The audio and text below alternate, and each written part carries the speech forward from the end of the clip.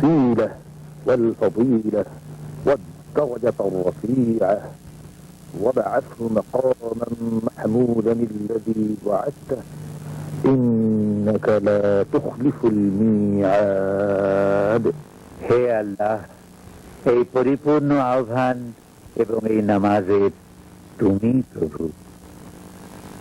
হযরত মুহাম্মদ সাল্লাল্লাহু আলাইহি ওয়াসাল্লামকে দান করো সর্বোচ্চ সম্মানিত স্থান, সুমহান মর্যাদা এবং বেহেশতের শ্রেষ্ঠতম প্রশংসিত স্থানে তাকে অধিষ্ঠিত করো, যার প্রতিশ্রুতি তুমি তাকে দিয়েছ। নিশ্চয়ই তুমি ভঙ্গ করো না অঙ্গীকার।